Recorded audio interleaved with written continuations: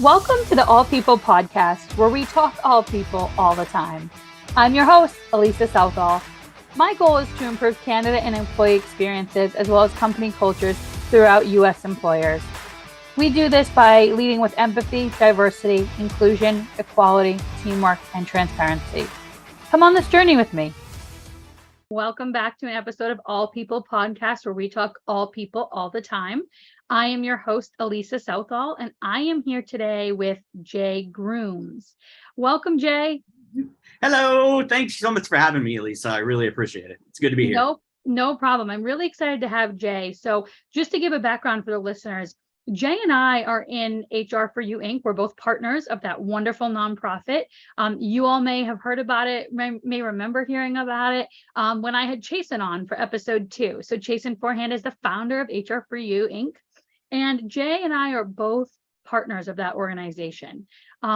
Jay, I'd love for you to introduce yourself and what you do and why you do it, and then maybe tell us a little bit about why you wanted to join Chasen. Yeah, thanks. I've been in the, let's call it learning and development, training, OD space for about 26 years now, which blows my mind. And I started at Disney, Walt Disney World in Orlando many, many years ago, and really fell in love with helping people grow. I had got my original degree was in anthropology and human behavior. So I studied why people act the way they do in groups, and I was going to go off and, become a professor somewhere. But I really fell in love with watching people grow and that light bulb that comes on in their head when you teach them something or when they learn something about themselves. Mm-hmm. So I leaned into that, and over the course of my career, really started focusing on leadership training, because leaders impact more than anything in an organization. And when I say a leader, I don't mean by role. So I don't mean a position. I mean a person who has the personality and skills and traits to lead, and that person is seen as a leader. So I leaned into that. I've been a consultant for years. I've worked for some large organizations and every different industry you can imagine: food service, call centers, manufacturing, IT, because it's all the same. They're all people, right? And so how people react and how people are treated, it's the same any industry you're in. So for me, HR for You, Inc., I actually met Chasen before he founded the organization, and he and I had been talking about compassionate leadership and how to become better at people over profits and how do we train it. And then the opportunity came up for the new people initiative that HR for You just launched, for me to teach my class, which is human-centered leadership. And it's something that's grown out of years and years of seeing bad leaders and years of seeing good ones. So I'm really excited to be able to get that message out. But I think what Chasen and all the partners at HR for You Inc. are doing is just incredible work. And to me, I don't care about jobs. I care about people. So I love being able to go out and just help spread that message. Yeah, I love what you're promoting too, Jay. I mean, first and foremost, right? People above profits. I mean, that's what you and I both stand for. It's what Chasen and HR for You Inc. stand for. And even on your website, when you're talking about what you do, you reference people first, which is part of that whole mindset. And a couple of things that stood out for me was that unique aspect that you're calling it human-centered leadership. And on your website, you point to helping people at all skill levels, whether they're employed or not employed, to develop leadership expertise for both personal life and business life. I really found that to be interesting. So, as you were mentioning, right, I've been in capacities in HR where I was not always the leader in title, but right. I was a leader in what the thoughts that I was sharing, and I was a leader in the example I was trying to provide. And so being able to give people that skill is something that, I thought is really interesting. Yeah. Yeah. And what's fascinating about it is I've done most of my career, most of the work I've done has been with corporations, right? It's been with people who are in roles. And most of them have been executives or directors or higher level people. I've even coached CEOs and C-suite executives. But I started to see a pattern in all of that. And the pattern was, no offense, because I am, but it was very monochromatic and it was very single gender. And so when I look at leadership skills, I see a door that's locked for people who can't access it. If you're in HR, let's say you're an HR admin or you're a payroll specialist, you want to learn leadership skills, you don't have access for someone to pay for a $10,000 trip to, the Center for Creative Leadership or to get executive coach. And then it broadened out for me because I recognized that the leadership that we need in general is everywhere. It's in your community. It's in your church. It's in your local organization or club that you're a part of. It's in your family. And all of the skills that I was looking at and all of the values that I've identified for human-centered leadership apply everywhere. And the core to everything in it is that leadership starts with self. All leadership starts with self-examination, self-awareness, understanding why we feel the way we do and what's happening. And that can be applicable in a lot of situations. So I really didn't want it to seem like this was a corporate senior executive training program. It's not. This is a program for anyone to learn to be a more compassionate, human-centered leader, and honestly, effective leader, because all of the research I've done and all of the tests I've been able to do, it works. And it helps organizations progress. And they not only keep up with the times, but have better innovation, more creative ideas, more accepted. It's all around a win. And I wanted to make sure that that was available to everybody.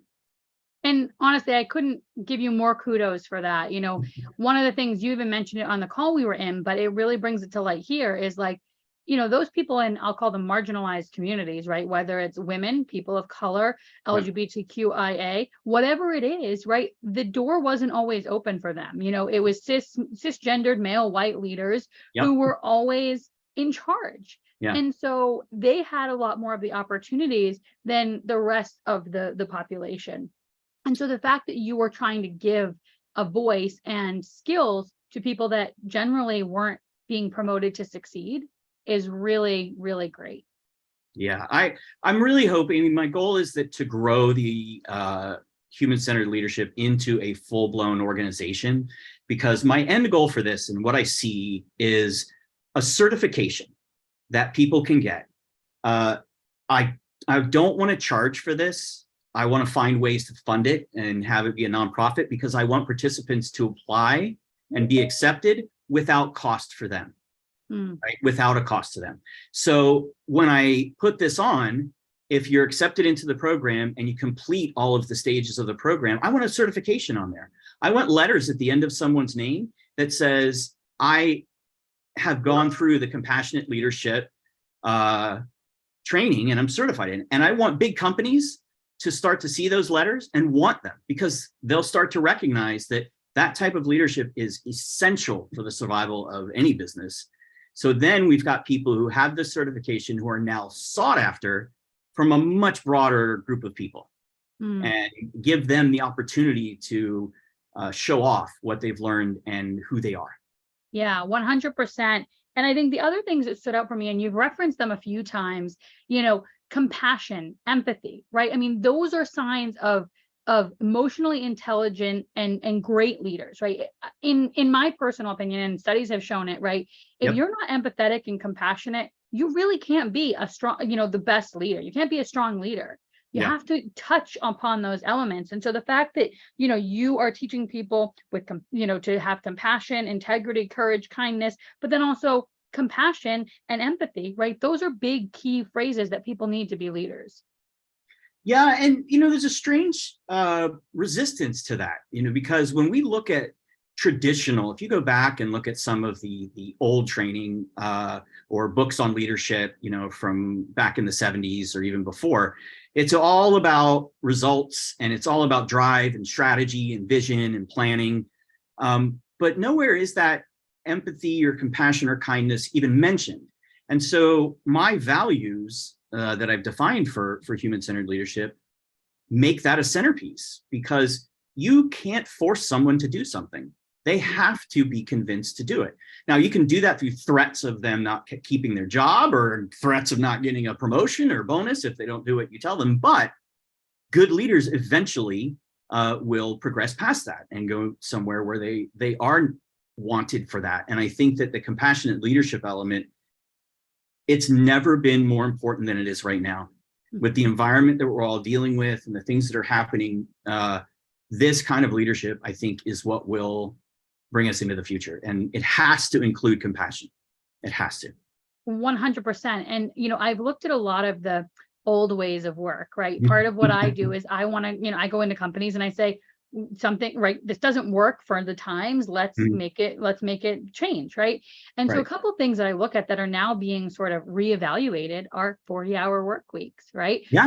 Where, Congress and the government are looking at 32-hour work weeks, which I've been like, duh, right? And then before COVID, it was remote work. And those of us in the younger generation were screaming, remote work. And everybody's like, can't be done, right? Yeah. And then all of a sudden they're like, profits, we need profits. It's got to be done, right? Yeah. And so the more that employers start to show their hand, the rest of us are like, no, you can't go backwards, right? We're not going backwards. This train only goes one direction, and that's forward. So you either get on it with us or you stand on the tracks, right? Like, on the sides, right? Yep. And so I think, to your point about empathy and compassion, back when we had those, 40-hour work weeks, when work was being sort of intercepted into the world, right? Or created into the world, into the US culture, it was more about, dictatorship than it was about partnership. Right. And employment should be a partnership. Like, that's how that should work. Yeah. Rather than employers holding the whole, both sides of the cards, right? Yeah. Yeah. I look at it as, this is an exchange. I agree to do work for you in exchange for a salary and other benefits that you're going to give me.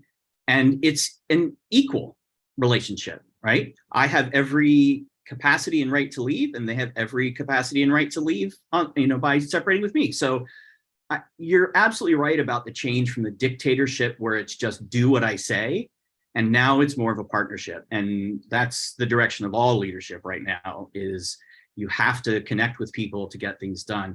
I went through Coca-Cola's innovation program, and it was a fantastic experience. They've got it dialed in, and they certify people to teach it and take it back to the organizations to be creative. But one of the key things to bring away from it is the more diverse views that you have in that room, the better. And that has nothing to do with the level of leadership that you're at.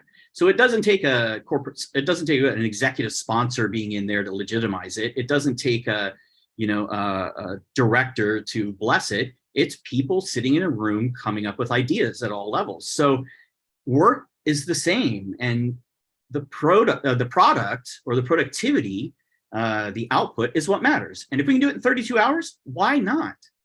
Is it just you're just scared because you think that that's people being lazy? No, you're helping them to be healthy. Right. And that's the part that like gets me, is it's like we're all doing this because it's the way it's always done, right? And I'm a shaker, right? I'm like, if this is the way it's always done, then let's do something different, because there's room for opportunity, right? And and I've read books by John Cotter and other people on change management, even, where it's like, if you're not living in a constant state of change, then you're not growing, right? And so if we're constantly just saying, well, this is the way it always was, and we're just going to get on, like, be on this train, you're not growing. Yeah. Yeah. And on the compassionate end, I understand where those people come from who resist it. And one of the things that I try very hard to do, and I included in my program, is I want those people to be part of this.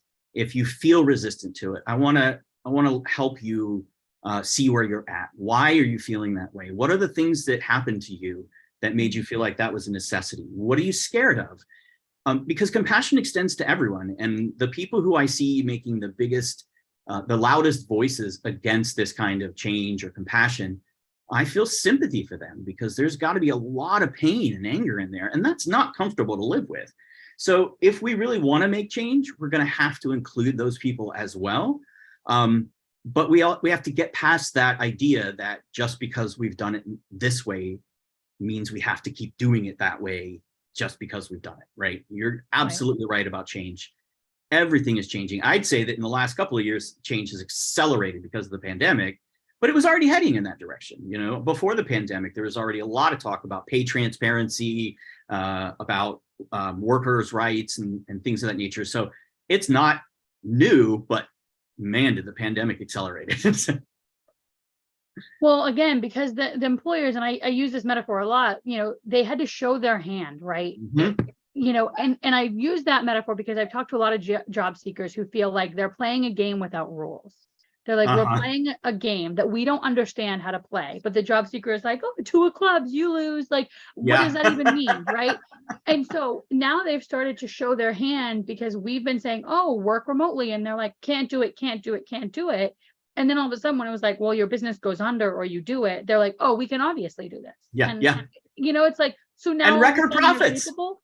Yeah. And they've had record profits. Look how many companies have been reporting record profits over the last 3 years. So it proves that remote works and can be profitable for the company. So Mhm. it's Yeah. it's kind of a hard argument to make. 100%. And on that piece where you're talking about those people that are sort of naysayers to the compassion piece, I agree with you. Those of us that lead with empathy are like, what can we do to support you? How can Yeah. we help you, get through whatever you're dealing with that's putting up a barrier? Yeah. And I think for me, a lot of what I'm trying to promote too is, people that are, have neurodiversities, right? And I think about, they're in a room, right? Maybe they're in a meeting and they get called on in a meeting because we're apparently back in school and participation is 5%, Yeah. Yeah. right? And they're like, hey, so and so, Jay, how do you feel about this thing? And if you're a neurodiverse person who that is going to like throw you way, like you're raising your hand, you're clearly one of those Fully people. neurodiverse. Yes. Yeah. Yes. So if you're compassionate and empathetic, that means your team, how they thrive, how Yeah. they, what their strengths are, what their weaknesses are, right? And not that neurodiversity is a weakness, but it's not their strength. So, the key is how can you communicate for them in a way that makes sense? And so I had a podcast episode with a woman named Emily Morash, and she was talking about how, she has an employee who is introverted, very much so. And she's like, when we have meetings and I ask people for ideas, I don't call on that person. I follow them back to their office when we're one-on-one and say, what great ideas do you have? And then she shares them with the team because she knows that person isn't going to thrive in that environment and maybe will back away and sort of be less likely to give her feedback. Yeah. Yeah. That's brilliant. And it really just takes getting to know your people. One of the things I try and live by is if you were to ask a leader what their job is, most of them are going to start by telling you what they functionally do, right? Mm-hmm. I oversee IT, or I'm in charge of HR, or I am a payroll specialist, payroll manager. My job is my people first, always. And I tell them that because I have a team because I can't do all the work by myself. The team does the work. And my job is to help them be successful. And if my first priority isn't, I got to think about Bob, I got to think about Kelly, I got to think about Jane. How are they feeling? What's been going on in their lives that may affect them? How can I make this week a little easier for Bob because he, had a tough week last week? And that's my entire job. And how to, if they need resources, if things not, barriers knocked down, that's got to be a leader's first priority. And the leaders who do that, being able to, walk back with an introverted person to their office to meet them where they are, that's a leader's job. And that's the flip we've got to make is it's got to be people, then your tactical functional job. That's it. Right? And that's a hard thing to convince people because typically when we promote people, we promote doers. We promote people who are really good at the job, but we don't necessarily promote the people who have the skills and characteristics and personality for leadership, which is a completely different job. Making widgets really well doesn't make you a good leader of people making widgets really well. So Emily talked about that too. She's like, you can be an expert thing doer, but that doesn't mean you're a good manager, right? And right. It happens a lot in sales. And Lindsay Dowd, who's a partner of, HR for You Inc., talks about that a lot too, where, in sales, right, they promote you because they're like, you're the best seller that we have. You're going to teach everybody, you're going to clone everybody to be great sellers just like you. But being a manager isn't about cloning people. Mm-hmm. It's about accelerating their strengths and raising them up and saying, this is what we all are capable of when we come together. Yeah. And so, I love everything that you're saying. And, even for me, right, one of my values is diversity, but it's not just diversity of people, it's diversity of thought, diversity of Yes. experience, right? Mhm. That is really important. When I was in manufacturing, a big frustration for me was we never went down to the floor to ask the doers what did, like, we said, oh, here are the challenges. And we're like, we didn't say, how do you fix them? How do you Yeah. suggest we do that? They're the experts. We're just looking at it from 5,000 feet saying, Sitting in an ivory tower. Yeah. Yeah. Yeah. but like, go to your people and let them participate in every level of the conversation rather than saying, well, we're going to try it this way. And then Yeah. you do it and figure out if it works. And if it fails, it's your fault. Right. Yeah.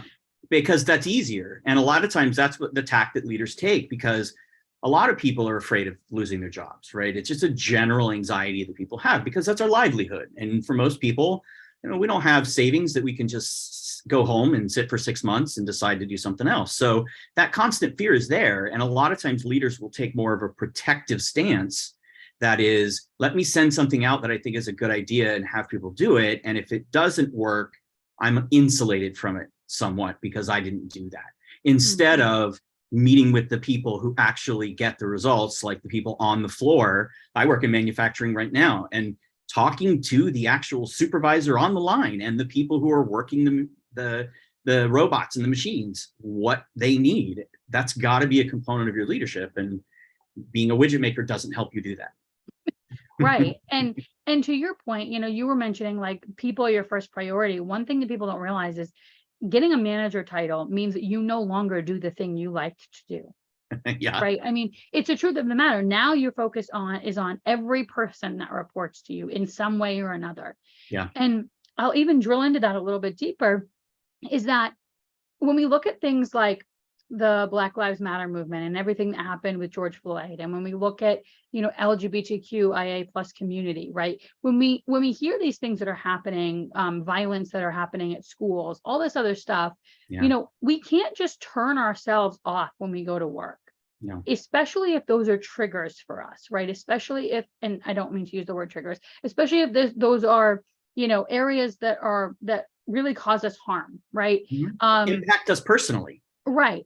Yeah. And so, for me, as organizations, as leaders, we need to be realizing what's going on in the community and saying, how do I help you? Right? Yeah. Do I need to go get a resource to help you? Can I help you? Do you need time off? Do you need to leave? Or like whatever that thing is, asking the question. And I think we don't do that enough. We sort of say, well, if they need something, they'll come to us. That's not how we work, right? We have to say, what do you need? I understand there's a lot going on. How can I support you?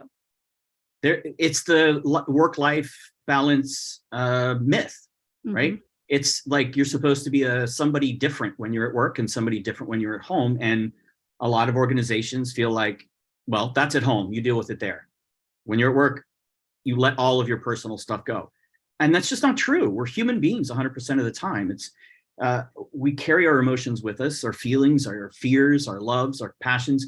They come with us to work. And the leader who can recognize that and treat them as a person, not as a producer or as a cog in a machine to get something done, the more likely they are that person is going to give them better performance. They're going to help their colleagues. It's going to create a positive environment. I mean, there's no downside to it. And it's hard to convince some leaders, especially ones that have been in high positions for a while, or maybe have done this for a long time, that change like this is critical, not just right now, but in general. But right now, especially, I mean, there are, I don't know, over 500 laws have been passed or are in the works against the LGBTQIA community.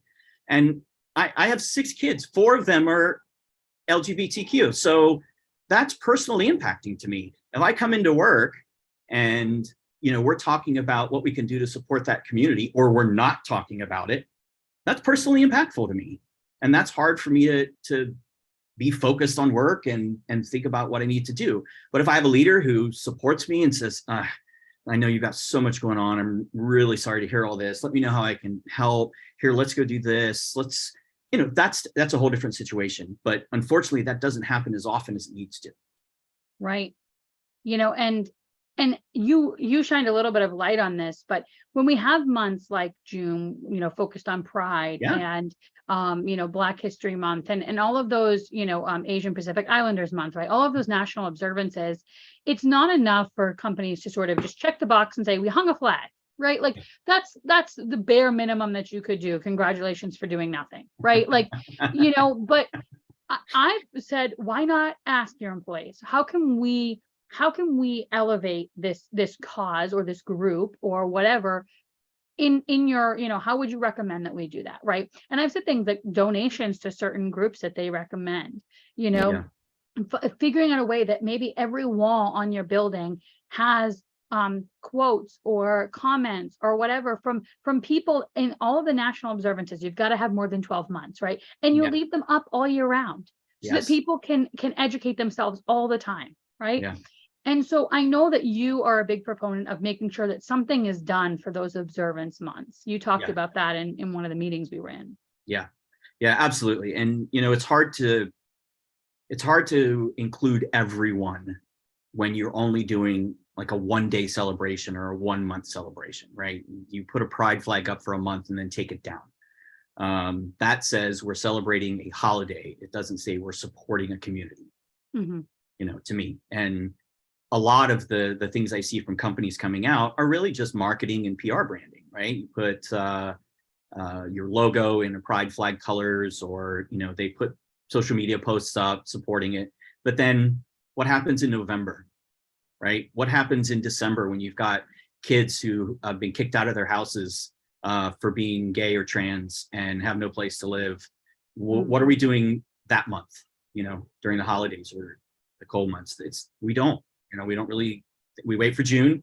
Now I say we as in not everybody does that, but not enough. And communities and corporations can definitely step in to do more. To me, it's really down to one thing. It's courage. You have to have the courage to stand up and say something to protect people when you see something going wrong. It's not about being angry. It's not about being defensive or aggressive. It's about understanding, but you have to have the courage to stand up and say, I believe in people, and I believe all people are valuable and all people need to be celebrated. I've lived all over the country, and I've traveled 47 of the 50 states I've been to, and people are people. I've loved people everywhere I've been, every state and every region.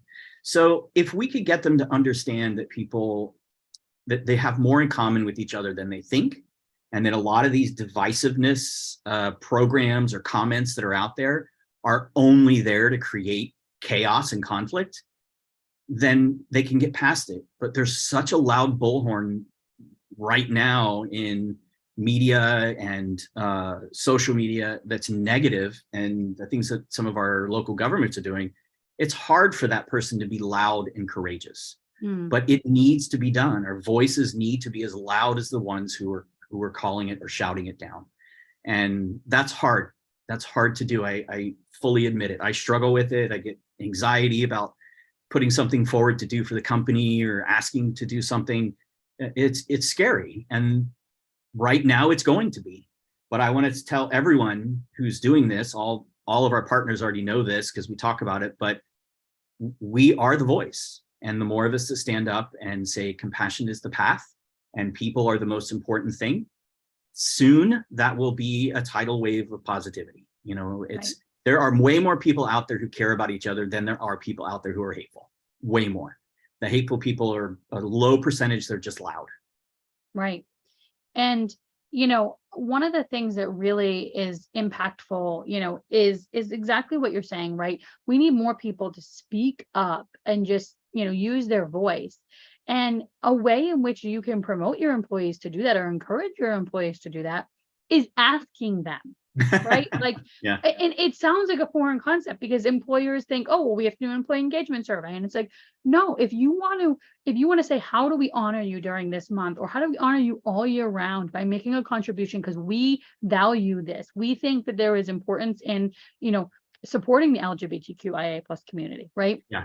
How can we honor that for you? Yeah. Send out an email, send out a little anonymous survey where people can put their thoughts in, right? And you figure out what you're capable of doing and then report back to them. Yeah. But that's how you can promote courageousness, is saying, what can we do to help you? Yeah. And then let people be courageous and say those things, right? Yeah. But you have to be an active listener when you do that, because a lot of companies will try that, have roundtables or employee surveys and things, but they're not listening to the deeper issue. They're not listening to the real things that the employees are saying. Right. You know, surveys have their own drawbacks. If you're asking people about DEI in surveys and you get a really low response, you say, oh, our people don't think that that's that important to them. No, it's because we don't have a high percentage of those people and we haven't been doing it. So that they're not going to say that. So, Right. you know, there are some tricky things with surveys that, like you said, going out and actually talking to people solves easily, right? 100%. Get to know them, spend them time with them, you know, talk to them about what scares them. If your managers are compassionate and empathetic, they might be already having those conversations with people to know. They should. Right. Yeah. And so the other thing I want to talk, you talked about your 25 plus years of experience doing that leadership training and in leadership development.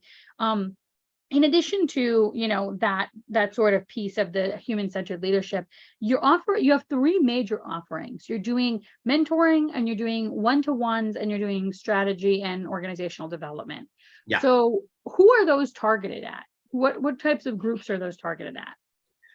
Well, the coaching and the one-on-one is really the beginning of that human-centered leadership certification, but I want to offer those to free of charge one-on-one with me. But I also have a small cohort that I'm putting together of like-minded consultants and colleagues of mine to be mentors for that program. That's targeted for those groups that don't have access to executive coaching, right? This is supposed to be for women, BIPOC, LGBTQIA, AAIP. I mean, it's supposed to be for the people who are behind the door. The organizational strategy and restructuring is for organizations who are ready to be courageous and ready to get some of these things put in place. It's not difficult. It's easy to learn, but it takes practice and it takes commitment. So the strategy and organizational development, I've worked with a lot of big companies, Fortune 100 companies, to help set their vision and strategy and help them understand what they're really trying to do and who they really are. Because there's a lot of myth out there that companies can create culture, right? We hear that a lot with voices who say they want to return to work because of culture, right? But you cannot create culture. You cannot make a culture. A culture happens as a result of everything that you have put in place and the people who are there.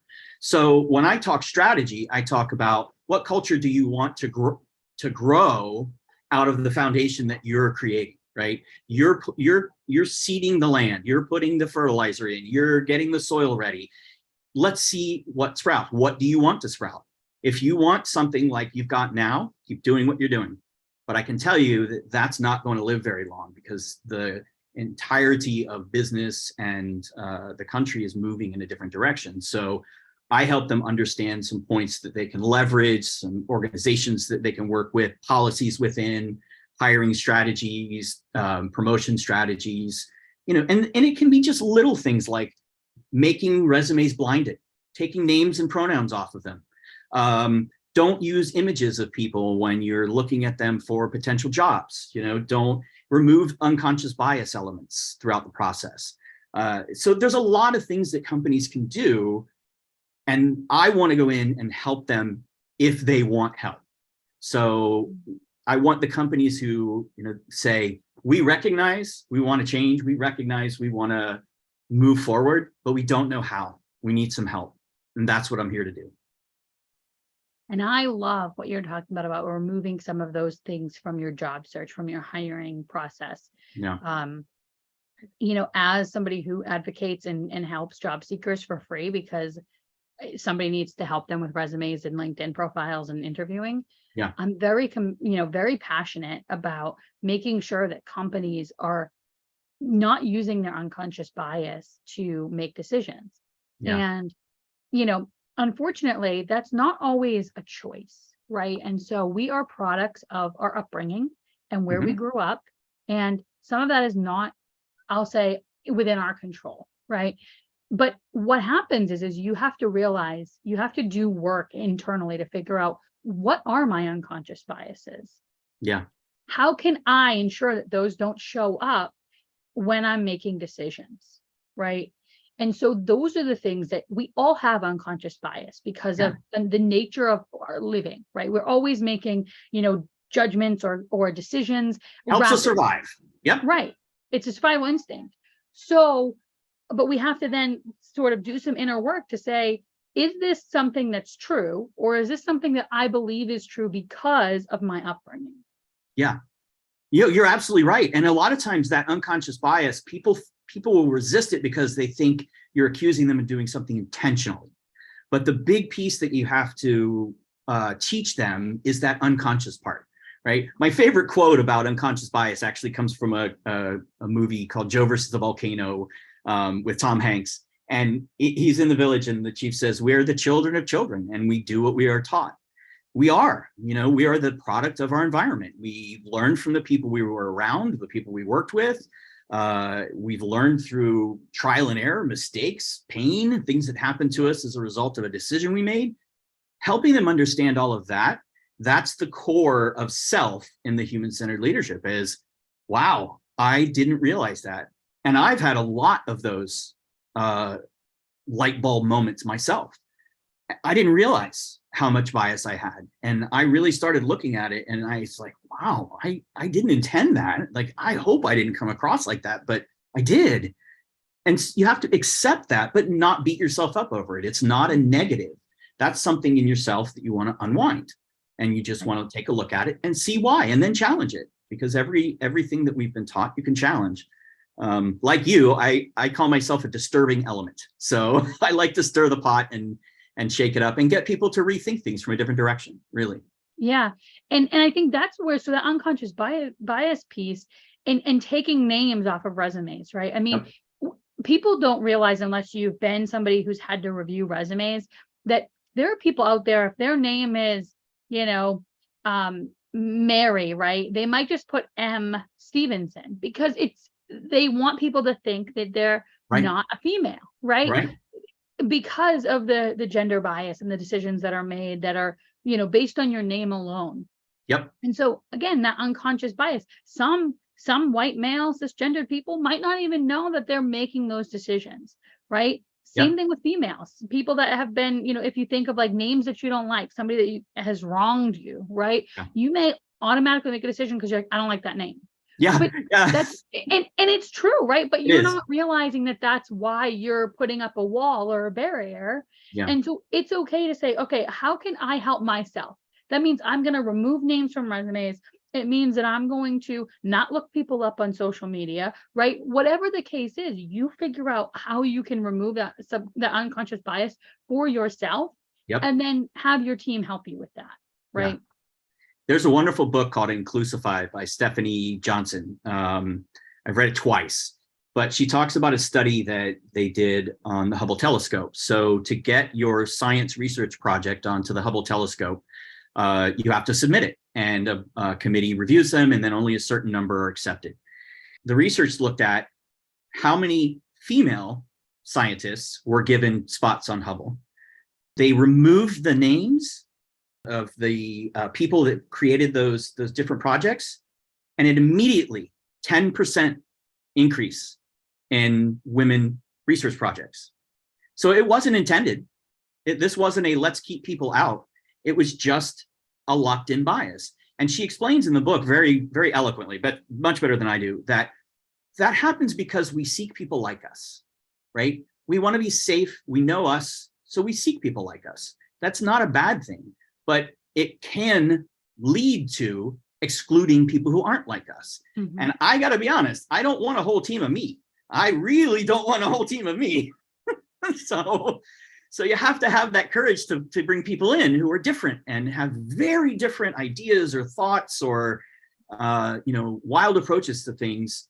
And that can only come if we have a diversity of people that we include in all of those efforts.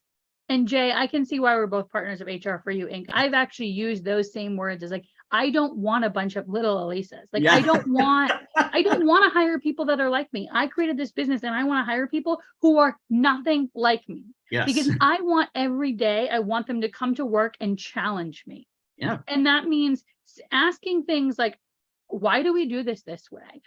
Or is there a better way we can do this? I found 3 ways that we can do this better, because guess what? My competitors are doing it differently or better, right? Yeah. Or Yeah. the companies that I'm going to work with are going to challenge me. And I need to be prepared for every challenge that comes my way. And that means I need people every day who come into work and go, why? Yeah, you need someone who's comfortable challenging you. And the only way as a leader to do that is to allow them to challenge you, bring in those diverse viewpoints. I don't want people who just say yes to everything. You know, I don't want to be surrounded by people who say, that's a great idea. Oh, let's just do that.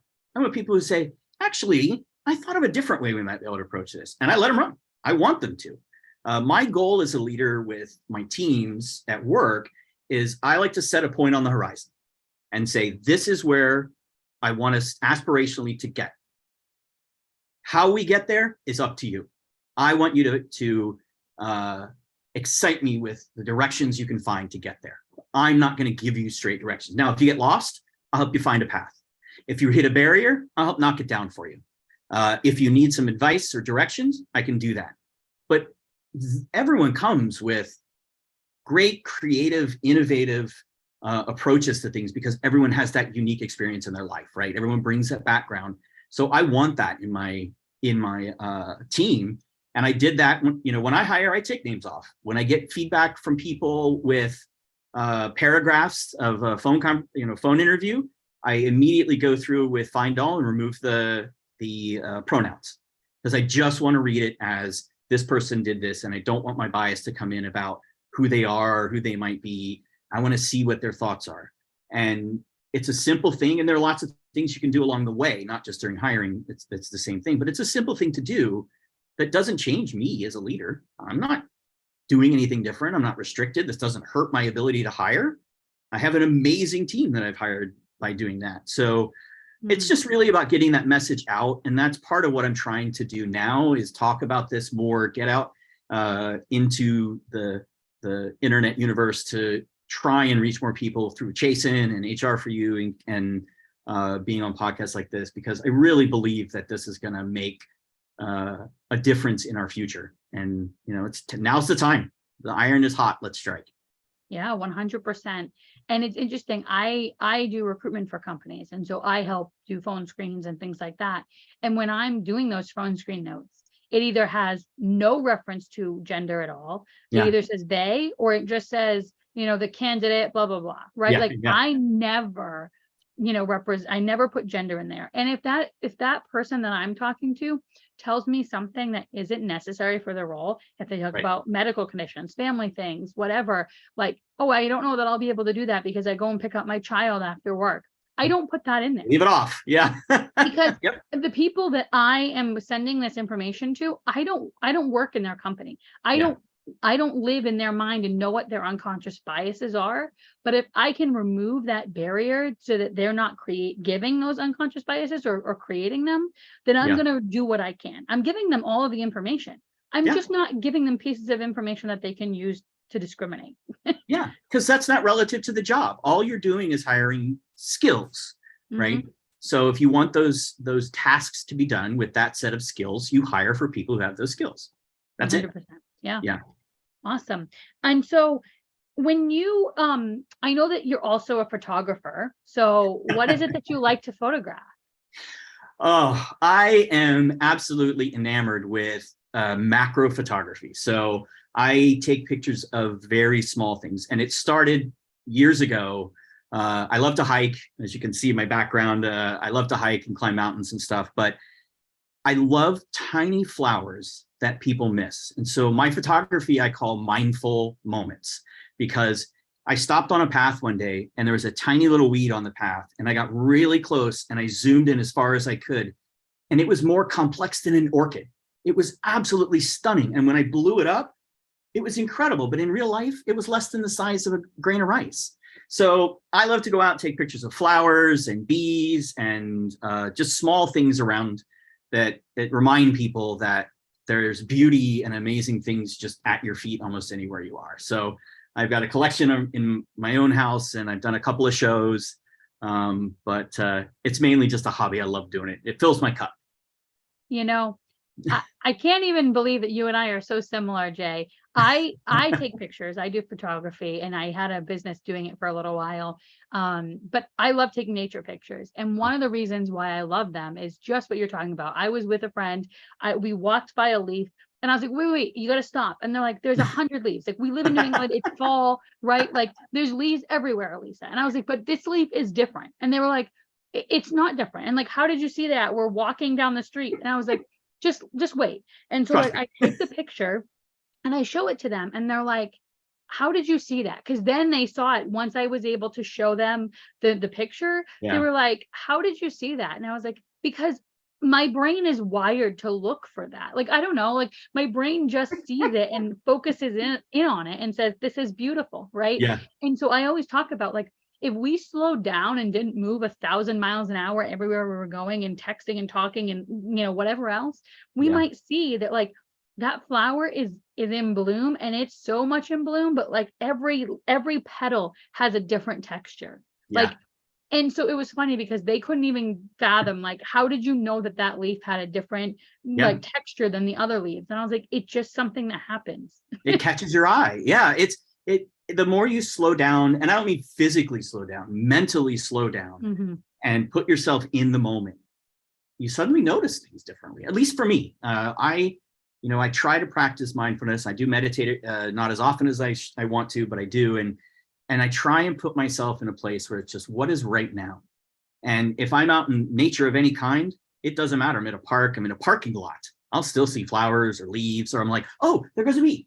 And I'll try and follow the bee, right? And so it may be a little bit of distraction rabbit trail, but it's joyful to me, and finding those moments. I mean, I've laid down in thickets and bushes just to get a picture of a really cool bee that I found. And so it's something that, like I said, it fills my cup because it focuses everything in on a single point at a single moment in time. And we're capturing that moment in time to take with us. That's why I love it.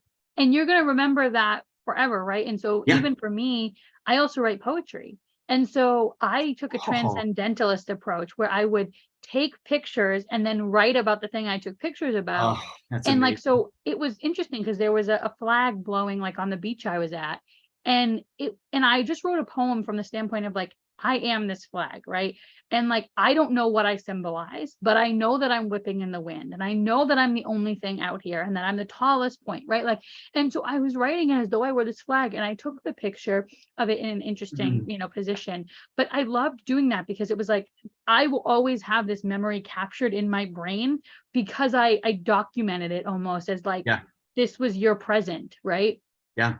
And those are the sparks that you carry with you, right? Those are the sparks that when you need them, you can call on them. And for somebody with anxiety and depression, I call on them frequently. Same. And I even did a gratitude journal, right? And it was interesting when I first started that journey of a gratitude journal. My therapist, I was like, well, I can't put that in because, and she's like, because why? Like, you're the only one seeing this gratitude journal. And for me, she was like, you're qualifying this and saying it has to be something grand that happened to you. Where I was like, I got a cookie that was the size of my head, a chocolate chip cookie that was the size of my head. And that to me was like the best thing that happened that day, is I was like, look at the size of this cookie. Like, and I was like, I can't write that down. That's not good enough. And she was like, says who, right? Who's qualifying the greatness of what you're writing down? And so I had to, that was my own barrier, is like, I was qualifying, this is not good enough to be grateful for.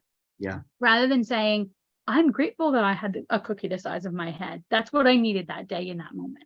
Yeah. That inner judge and inner critic is harsh. It's hard.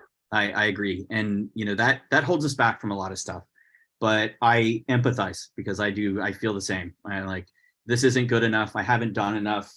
And when I go back to the who says, it's, oh, that's right, I said. So I have to change that narrative because it is all me. It is all me that sets my own rules, sets my own boundaries. I have a really wonderful leadership activity that's one of my classes for an in-person class. It's called the tower activity, and it's a secret. So I'm kind of giving this out. If anyone, I'm saying that if anyone wants to use it, I'm giving you the ending here. So spoiler alert. But what you do is when the class is out, no one's in it, you strategically place some things around the room: stapler, tape, any kind of office stuff, paper clips. And then when you introduce the activity, you say, there are only 2 rules. You only have 15 minutes to do it, right? And I can't help you. You have 15 minutes to build the tallest tower. Now, within that time, as you're explaining it, you pair people up. You ask people to pair up. You don't tell them they're on a team. You just pair them up, and you strategically place a handful of the cards in front of them, and they're supposed to use the cards to start to build. And then you say, on your mark, get set, go. And the immediate response is everyone competes. Everyone pulls away. And then after a few minutes, they start accusing other teams of cheating, because other teams will find those resources that you've had there. They pick up the tape. They put a table on the chair. They decide to staple some together. And then the other team repeats it. And the next thing you know, you've got these funky towers all over the place. You call time and you say, okay, who won? And then what was the assignment? Your assignment was to build the tallest tower possible. Did I tell you had to work in teams? Why did none of you think to come together? You could have built the tallest tower possible if everyone came in, and the light bulbs start going off like crazy, because it's an example of how we have this competitive mindset to be seen as productive. And our internal dialogue saying, I have to win, I have to do better. And so when we have a partner or a team, we cling to them, and then that becomes defensive. And so now it's harder for other people to work with them. So it's just a really cool micro example of what happens in the workplace or at home or in your community, of how we kind of cluster together and deal with that in our minds. And I think people walk out of there with a bit of a different perspective on it, to think, what rules, because all of the things that they did, they put those rules on themselves. They put the rule that they have to be teams. They put the rule that they can't use the things that are around the room.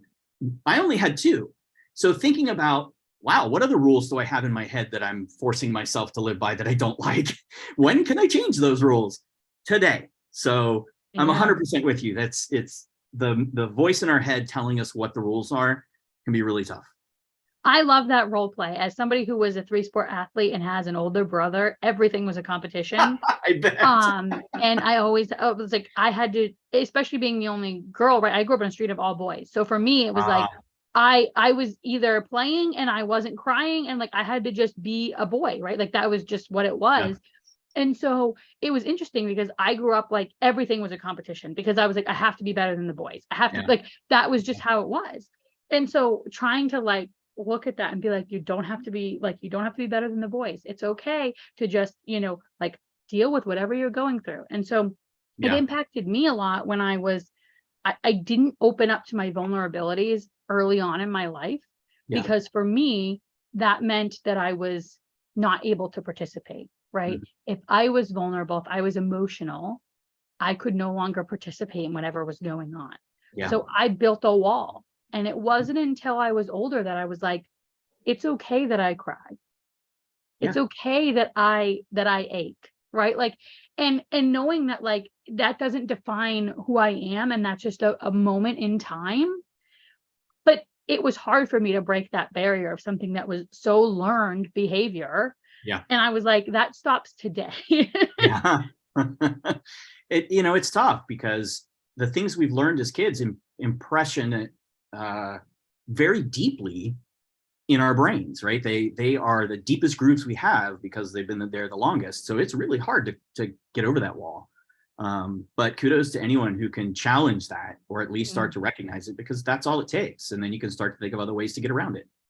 But that's when we go back. But it is tough to show up. And that's when we go back to that compassion and empathy thing we were talking about, right? Is like, we don't even understand why people are doing the things that they're doing. They don't understand why they're doing the things that they're doing. And so rather than, I'm one of those people, because I care a lot how I'm perceived, not how I'm perceived, but how the words I'm using are perceived, right? Because I don't want to harm anybody. Is that like sometimes when I do something and somebody doesn't like it, I sit with that for a long time. And it bothers me because I'm like, I should just get over it. But I'm like, but I need to learn something from that experience. Yeah. Right. And so we don't even realize that the manager who may have given that feedback doesn't know that that sits with me for 2 years. Right. Like, and so it's again, figuring out a way where, how do I learn more about you so that the feedback I'm giving you, you don't internalize and take with you for the next 2 years. I love that. And we all have those things that we remember, those terrible moments that somebody did something that hurt us that they may not even be aware of. And sometimes, you can't prevent that, because if you haven't gotten to know someone enough to know what things are important to them, then that's going to happen on a regular basis. But if you do take the time, you can prevent it by getting to know them and understanding. I've had presidents of companies throw books at me. I've had vice presidents of multinational companies curse me out. I've had a CEO call us effing bees. So you have to unwind that and figure out, how did that person get there with those kinds of approaches to human beings, right? And treating other people. And if you have someone at that level that you can't really force to change, how do you convince them to change?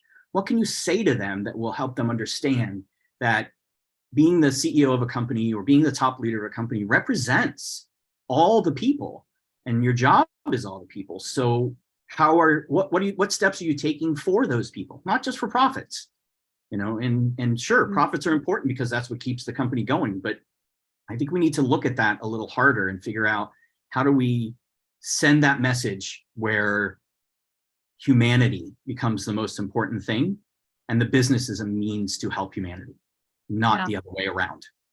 Well, and without those people, you don't actually have a product to sell or a service to sell. Nope. No one to make it, no one to buy it. Yeah. So people are the center of all. But this leads perfectly into the question I ask everybody, which is, there's a great quote by my favorite poet, Maya Angelou. And she says, I've learned that people will forget what you said, people will forget what you did, but people will never forget how you made them feel. And so for you, can you think of a time when that was true, whether it was positive, negative, what have you, but a time when you remember how somebody made you feel, even if you don't remember the words or the actions? Yeah, I am a huge fan of that quote, and of Maya Angelou in general. I have a couple of her books, and I definitely try to live that, because I think about the people that I'm around all the time. They won't hold on to what I've said for the day, or what I say to them about, oh, I hope you feel better. But if I give them a hug, they will. The person that did that the most for me, and I'll call her out by name, Gloria Hardy, used to be the one of the area managers at Disney, high up over an entire park where I was working. And I was new to management. I was new to leadership, and working in a park that was, one of the busiest places in the world. And she took me aside one day. I was working on getting some binders together. I had stayed way late and I was stressing out. And she pulled me aside and said, remember, this is just a theme park. Your job isn't more important than you. And that was years and years ago. To this day, I remember feeling a weight lift off my shoulders that, changed me, because I realized that she was right. And what she meant by that was, she knows I do a good job. She knew that I was getting everything done, but burning myself to the ground to get it done was not the way to do it. And that's not how she wanted me to do it. She wanted me to do it and feel good about it and have time. So her focusing on me over the company, or over this project, or over the deliverables, it meant the world to me. She's an incredible leader, still is. But that moment really changed my career. Yeah. And I'm sure that you then, give that to your employees, and you all the time lead in that way. Yeah, that's great. It's a full circle. Yes. So if people wanted to reach out to you, and we will drop all these links as well in the video, but how do people best connect with you? Well, the human-centered leadership class will be exclusively offered through the people program at hr4u.inc. So if you'd like to take that class, or if your organization is interested, reach out to them, and you can take the course there. If you want to look at one-on-one, you can go to my website, which you'll put the link in, I appreciate. And I'm on LinkedIn as well. So I have a pretty big LinkedIn profile. I've spent a lot of time on there building a good community. So I interact with a lot of incredible humans through that. So if you want to reach me there, I'm happy to chat anytime. Awesome. Do you have anything else you'd like to share with the community before you go? I really appreciate you doing this, Elisa, and I don't mean having me on. I appreciate you putting out the voice for all people. And I hope there are more that will follow your lead. Thank you. Thank you. As always, everybody, thank you for being here. And as I end every episode, lead with empathy, act with kindness. Bye, y'all. Thank you for listening to All People Podcast. If you enjoyed our show, I'd love for you to subscribe and leave a 5-star review. The work doesn't end here.